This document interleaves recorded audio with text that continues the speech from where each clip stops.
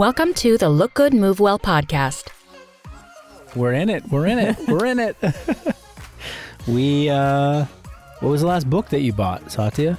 Oh, well, I just bought two that I was talking about with Jim the other day. Whenever I'm in a conversation with someone, especially someone smart, and they're like, hey, like this book was really interesting, I just buy it immediately, like while I'm on the call.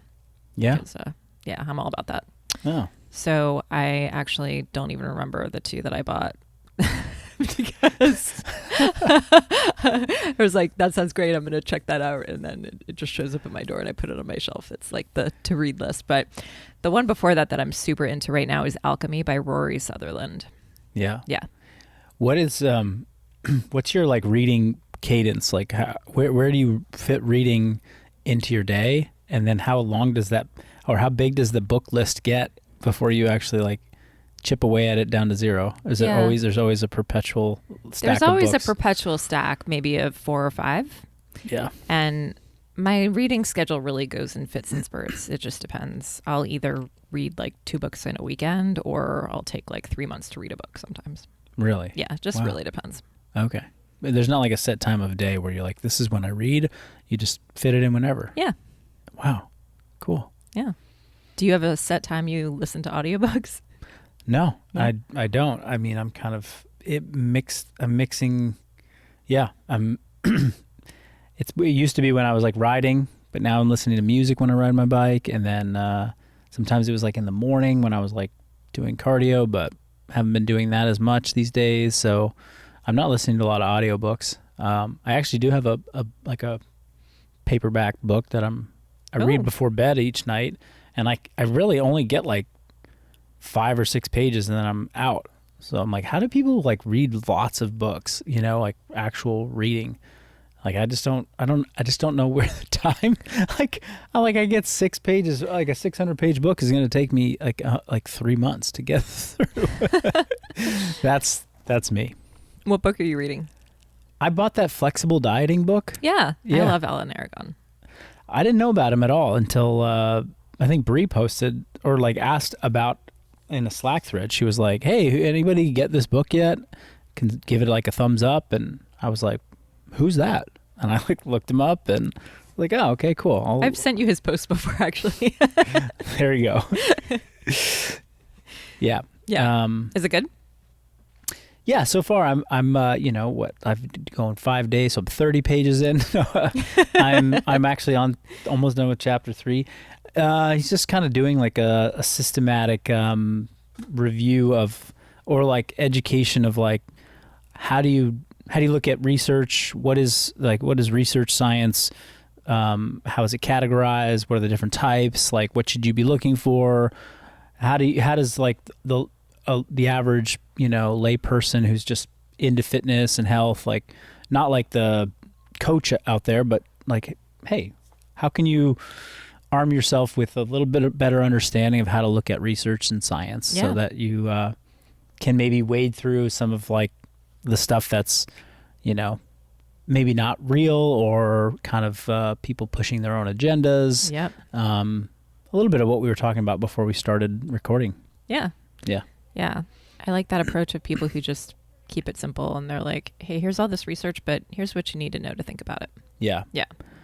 Yeah. It's interesting because it kind of takes me back to college where I was like, I was kind of at that point in like my academic, pursuit where like a lot of my classmates were going down, the research path, like postgraduate research, and I was going to go to medical school, do a little bit more like hands-on practical, postgraduate training. The research route really I was very turned off by it because it just felt really like, I don't know, like, and I'm kind of having flashbacks to that, like reading these chapters, I'm like, getting snoozy, like looking at like, I don't know. It just always, I didn't find it very stimulating. Yeah. Yeah. Yeah, I can see it not being stimulating for sure, but then there's also a certain aspect of reading research that I really like because I'm trying to peer behind the curtain and try to tell like, okay, who funded this study and who did they get to participate in it and Sure. how is it structured? And there are all these elements that go into it that I find interesting. Like, how are you setting this up exactly? Yeah. Well, and then like I just had some follow-up calls with like a health from my health screen that I did recently, and we got into talking about some very specific findings on my genetic testing, and then I asked for some like just, hey, can you break down why these different polymorphisms that I have or recessive traits that I have, how that might impact my metabolism. And they gave me a good answer, but I was like, they're like, hey, we'll send you the research about it, like the articles. And they sent them to me, and I'm like opening them up and I'm looking through them, and I'm like reading the abstract, and I'm reading who the study was, who the test subjects were. Like I'm recalling all of, my abilities in like looking at evidence. And, these are peer-reviewed clinical studies that were done that randomized, clinical trials that prove causation in some population. And, it's like taking this gold standard of evidence and then extrapolating out and saying like, well, this is our recommendation for a lot of people. And I'm like, I still find it very problematic to look at this as it relates to me as like a healthy, very metabolically fit individual who is nothing like the sample size, that you or the sample population that you're testing here. And so I don't know. I don't know where my I guess my bias, originated from, but it was just like, I think it goes back, a couple decades almost for me to like, college, where it was like, something about this doesn't feel right. Like this, if this is the gold standard of how we, create scientific truth, then there's still holes, and there's still like there's still a lot of people that don't fit the model that we're testing here. And anyway, Like women. or Right. yeah, or like fit athletic men. Yep. Yeah. Yeah. So here we are. And you had some notes about how we were gonna what we're gonna dive into today on topics. But why don't you kick it off with? We got some DMs and we got some questions. You got some questions. A question from a friend of yours too. I did. Yeah. Maybe we can start with that one. Okay. Which, by the way, we love when you send your questions because we want to make sure that this content is highly relevant for you all. Yeah. But I had posted a picture of my lunch on Instagram. Yes. Eat it, don't tweet it. I broke the rule. But I guess I grammed it instead of tweeted it. But I was making an effort to represent functional bodybuilding nutrition, which actually sparked a couple DMs back, which was interesting because I was eating a super simple lunch of some beef patties and some broccoli and an orange. And a friend of mine DM'd me back and she was like, oh, I didn't know that you could eat fruit for lunch. Mm-hmm. And I was like, what? And she's like, yeah, I'm always torn about whether I should eat the fruit right away or wait an hour to eat fruit. Yeah. And I was like, wow, I've never heard of eating an hour. Why would you wait an hour? She's like, I don't know, something about insulin and the sugar from the fruit. I was like, I don't know much about insulin, so I'm going to ask Marcus. Yeah. Well, that's yeah, I mean, the questions that come in are often indicative of like how confusing the world of nutrition is. Yes. It's like, wait. So wait, this what is are a you thing? asking? You're like, like I am like feeling great. I'm like crushing my workouts, all this stuff. But I saw this podcast or I saw this post. Like, should I not eat broccoli? Like, what's going on? Yeah. It's like, wait a minute. Hold on a minute. Hold a second. Let's not just throw broccoli in the toilet just yet.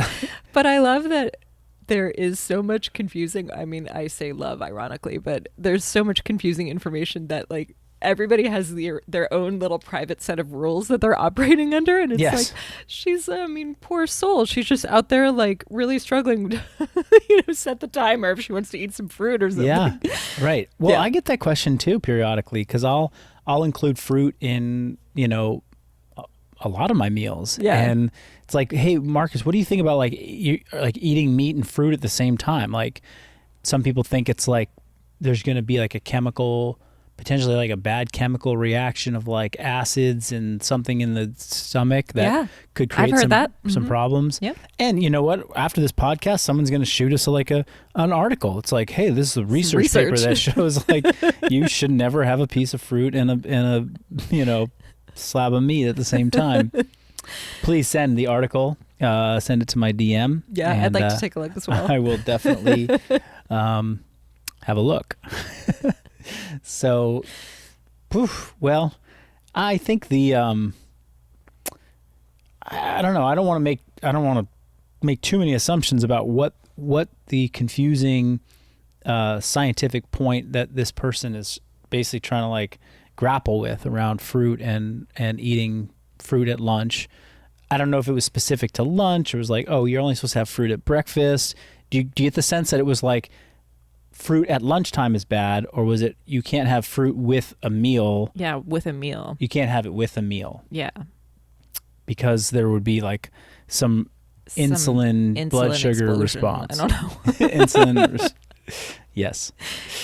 Well, insulin is a big, hot topic for sure. Insulin resistance is a big, hot topic. Insulin resistance is something to be mindful of. Like, are you insulin resistant or do you have sensitivity to insulin? I think insulin, for people who might not fully understand it, is, to simplify it as much as possible, insulin is just a hormone in our body, and hormones, they get released due to certain environmental triggers or triggers in our body, and then they're basically like messengers that go around and tell the body to do some things. We have sex hormones which impact our reproductive cycle. We have brain chemicals or neurotransmitters. They're kind of like a hormone that impact cognitive function, feeling, etc., emotions. We have digestive hormones, which insulin would be one that's connected closely to the digestive system. And insulin's job in a functioning human is to, a properly functioning human is to signal to the cells of the body, hey, we have nutrients in the blood that we want to store. Pull them out of the blood, put them in your cells. Like if you eat an apple and you digest it, then you have a certain amount of sugar from the apple in your blood. It gets absorbed into your blood. And that sugar, in your blood will just stay in your bloodstream forever unless there's a signal that says, take the sugar out of the blood. You want to, why does it go in the blood? Because the blood is like all the highways and the streets and the network that can get around the body. So you can take the sugars from the apple in your digestive system, and you can put it on the, artery highway, the blood highway, and send it down to your toe, because your toe needs some sugar to wiggle, to wiggle. You need to wiggle your toes. So you got to get some sugar down to your toes. Well, it needs to go down the blood highway. But when it gets to the toe, there needs to be a signal to say, take it out of the blood and put it in the cells of the toe cells. Well, that signal is insulin. That's the global signal that says, take the sugar out and store stuff. But insulin's more than just like a storage of sugar, or it's kind of like, it tells like the body as a whole, like, go into storage mode. Like, you got stuff coming in, let's store it. So if you eat a meal that's got sugar in it, it activates. That's like the trigger to like tell your body, pump some insulin out. So blood sugar elevates, And then shortly thereafter, if you're like, again, a normal functioning person, insulin gets pumped out of your pancreas, and then it goes around the body, and your toe cells feel like they get slapped by some insulin. Like, oh, insulin's like, wake up. And, oh yeah, I'm awake. And okay, yeah, open up my sugar channels and let the sugar in. It's a very simplistic way of thinking about it. There's receptors, there's all kinds of things that are going on, but yes, that's kind of what's happening. So, some people get fearful then, of course, of like sugar. It's like, that's going to raise insulin, and then insulin's going to put us, why would somebody get fearful of that? Well, because there's this talk about insulin resistance. Yeah. Insulin resistance is when your body doesn't really respond properly to the signals that, I just described in a normal functioning person. Maybe you're not even producing insulin anymore because the machinery and the whole process is so haywire in your body. Maybe you're producing a lot of insulin, but your body's not really responding to it. So your blood sugar gets elevated from eating sugary things, and then it just stays very elevated for a long time. And it takes a long time for that blood sugar to lower and come back to a normal baseline level, because the insulin that you have in your body isn't working you're resistant to insulin. Like the insulin's out there, but you like aren't, it's not affecting you. It's not working on you. It's not helping you get the sugar into your cells of your body. And that's a problem, because when you have elevated blood sugar for long periods of time, it creates a lot of metabolic damage. It can create lots of damage, lots of stress. Sugar in your blood is poisonous, Type 1 diabetics, this is like the people who cannot make insulin. Their pancreas has had like a autoimmune reaction, and it kills the cells that make the pancreas. Most of those individuals have their first experience, like they realize that they are, diabetic, because they go into like they have a major, medical crisis. They have crazy elevated blood sugar, and they start to faint. They pass out. They go into like sugar shock, because there's so much sugar in their body. So sugar can be very toxic in your body, and if the insulin response system's not working. So hopefully that wasn't like, I didn't get too complex and too complicated there, but that's kind of like the overview of insulin. And if you become resistant to it, that's problematic. And that's a sign. Insulin resistance is combined, with a lot of other health markers when we look at people that are developing, chronic illness that include obesity, heart disease, and diabetes, or type 2 diabetes, insulin resistance. And this is like kind of that triad that people see as like, oh my gosh, this is really, you have real bad metabolic dysfunction, metabolic syndrome. And so again, it's like people start to fear that. They're like, oh, well, blood sugar, insulin resistance, like people getting overweight, like, is this going to make me fat? Like if I eat a banana, is that going to like mess up my insulin function? And so it can get a little scary. It can get a little freaky, and it's by the way, it's not like, it's not just fear tactics. Like a huge percentage of our population who are obese also have insulin resistance.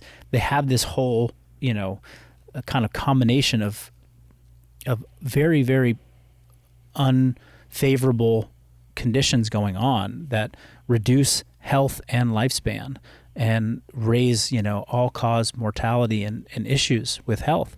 This is what we're like fighting against in like the healthcare system. Like this is what the major problem in Western society is.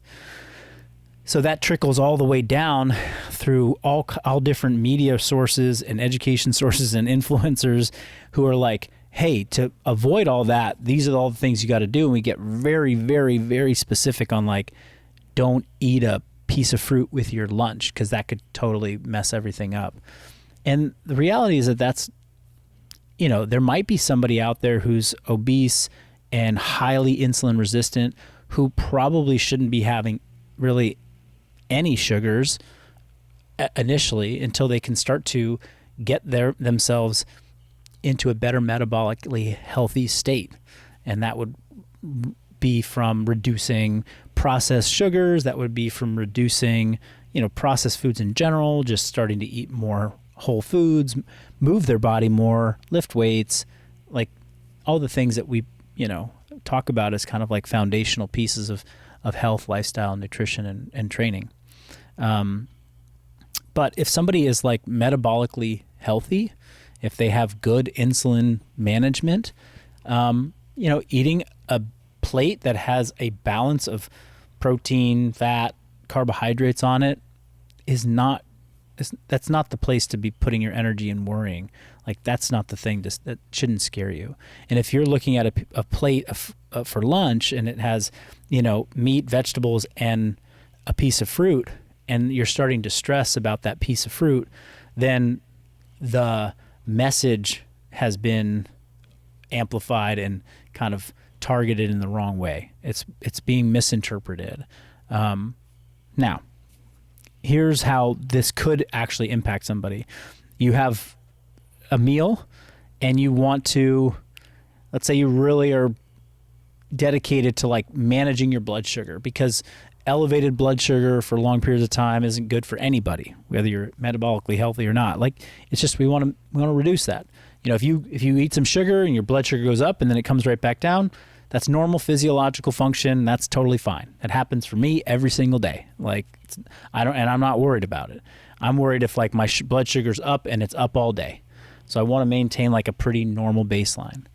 Now, when you eat a meal that has protein, fat, carbs on the plate, there have been some somewhat definitive studies that show if you eat the protein on the plate first, then you can dramatically blunt the blood sugar response from eating the same thing. So it's like eat the banana first, then the chicken, versus eat the chicken first, then the banana, has a different, your blood sugar response looks different. It will, the sugar from the fruit will absorb more slowly, and therefore you won't have this more dramatic spike of sugar on your, in your blood, if you eat the chicken first versus doing it the opposite way. So, this might be where it's like wait an hour and have your piece of fruit. I'm not aware of any evidence that's out there that says there's a specific time frame. It's like eat the chicken, consume that part of the plate, then move on to the next part, which is your piece of fruit. Mm-hmm. And it's, if it's convenient for somebody and they feel fine, like I just ate my meal and I've got my little piece of fruit that I'm going to have as like my, after meal snack 20 minutes later, then that might actually be, that might optimize like the blood sugar response. But again, that's not something that like, if they're a relatively active, healthy person who isn't having doesn't have, a lot of symptoms or signs of metabolic dysfunction or insulin resistance, obesity, like that's not something I would worry about. And also if you're somebody who's in that category of I'm very overweight, I'm struggling with, some of these other symptoms of metabolic dysfunction, if you're eating a piece of fruit and chicken and beef, like the plate that you showed for lunch, then you're winning. Like that's so much better than the alternative options that, you could be consuming of processed, high sugar, high processed foods. Okay. So follow-up question. Yeah. Is the effect on insulin from eating sugar cumulative, as in if I start eating a lot of sugar, then that's going to slowly mess up my body's ability to respond appropriately to that insulin? Or is it a combination of like what you eat and lifestyle factors and that kind of thing? Because I've also kind of heard rumblings of, I'm afraid if I start eating too much sugar, then I'm going to become less able to do what I need to do insulin wise to even that out. And then that's going to like snowball into me holding on to weight and that kind of thing. Yeah. It's I think it's still not 100% clear. I think people wanted to like believe and push this narrative of like more sugar consumption leads to insulin resistance. That's how you get type 2 diabetes, is just having too much processed sugar all the time. And it can't just be looked at so narrowly and create this like very kind of binary scenario. It's like you eat sugar, you get insulin resistance. You don't eat sugar. Plenty of people that eat lots of sugar, and remember, anything that's carbohydrate is sugar. So whether you're eating a potato, which is a complex carbohydrate, turns into sugar. If you're eating table sugar, it's obviously going to be quickly digested into sugar.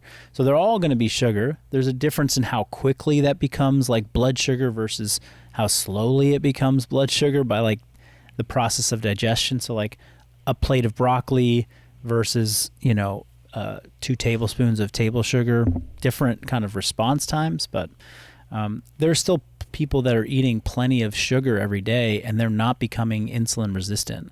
They're not becoming diabetic. It's a matter of like, what's your body's needs? How able are you to process the amount of sugar that you're eating? Like, are you carb sensitive? And carb sensitive is kind of the same conversation. It's like, if you drink a bunch of sugar, how quickly does your body clear that out? That's kind of the, gestational diabetes test that is given to pregnant women. Oh yeah, I remember that one. Yeah, we were just talking about this the other day. Somebody was saying that like they loved the taste of it. They were like, oh yeah, it reminded me of like these juice boxes I used to have as a kid. They were like, this is great. Some people hate it. They're like, it's so gross. Like, it's just sugar water, right? But so you that's a challenge that pregnant women get I think at like week 30 or something like that in pregnancy. It's like, drink this sugar and then let me test you an hour later, or I don't know what the timing is, but let's check your blood sugar levels at that point. And if they're elevated, that means that it took too long for you to clear that out of your system. Your body is diabetic. You're not responding well to sugar. You're not sugar tolerant. But some people clear it out right away and they're like, oh, you're fine. Go about the rest of your pregnancy eating whatever you want.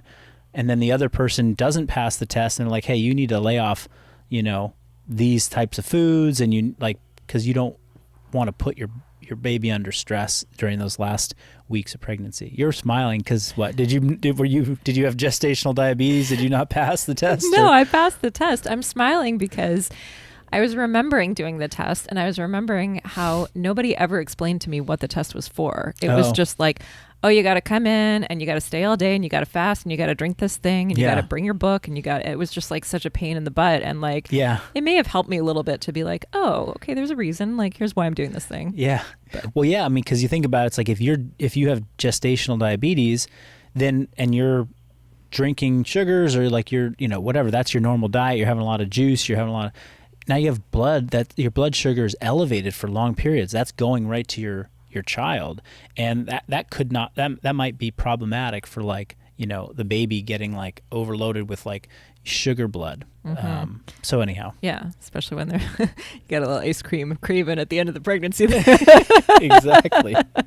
Right. So okay, get me back on track. The follow-up question was really around, is it cumulative? Like, yes. Okay. Yeah. No, it not necessarily. But here's the thing: what makes somebody more carb sensitive?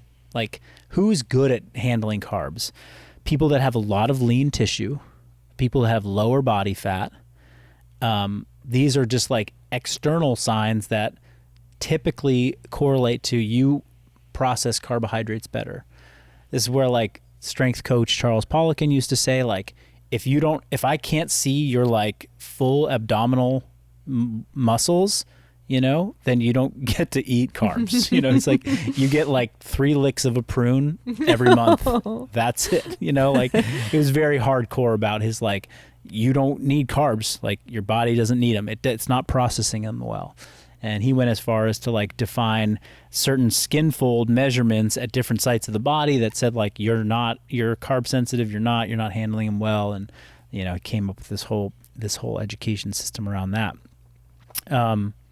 So you could be carb sensitive, and then you're eating a lot of carbs and your body's processing them well, and you're going about your life, and it's just there's no cumulative effect that's moving you towards disease.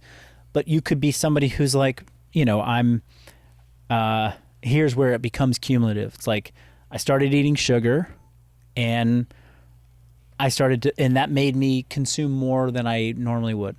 So I started to put on a little bit of weight. I started to put on a little body fat. But I was like kind of craving, I was kind of addicted to sugars. I kept eating more sugar, put on a little more body fat. And my body's actually not really responding well to carbs, and I'm not really sensitive to them. My insulin isn't really maybe properly functioning, and so now I'm becoming insulin resistant. And so at that point, it's like those carbs are they're kind of becoming, they're more and more problematic for you at that point. So there can be a snowball effect, but it's not like, you know, a black or white, you know, binary thing. It's like are you training? You know, what other things are you ingesting that could be problematic? There's a group of people, quite a big group of people that really feel that there's a strong correlation to the consumption of processed vegetable oils or seed oils that could be impacting our body's cells' ability to respond to something like insulin. So there's like, insulin resistance is actually an issue with the overconsumption of seed oils. Like there's a camp of people that are really leaning into that, and that maybe some in vitro studies or some animal studies are kind of suggesting that could be, this is like a Paul Saladino thing that I've heard him podcast about, where he's like, he feels strongly that that's a big reason why insulin resistance has elevated so much in the last 50 years, is because processed seed oils have shown up so much in the diet. But anyway, I just think it's a little bit more complicated than just like eating a bunch of sugar makes you insulin resistant, makes you diabetic, makes you have all these, makes you fat. Like carbs don't make people fat. Overconsumption of calories, inactivity, like this energy balance equation being off, makes people gain weight. And when you're gaining fat mass, that's a sign that your inner machinery is not handling this nutrient, carbohydrates, very well.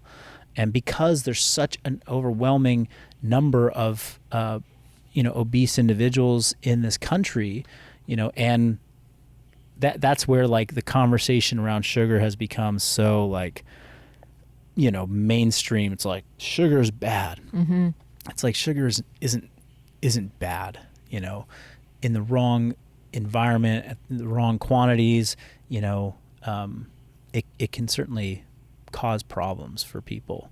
And I think what most people realize is that high sugar foods that also tend to have a lot of like processed fats in them, like the hyper palatable, the really delicious baked things, like the processed foods that just make you want to eat more, like they're so good that they feel so good in your pleasure centers that you want to eat a lot of them. That is really causing a lot of overconsumption in certain groups of people, and that's what's leading to a lot of the problems.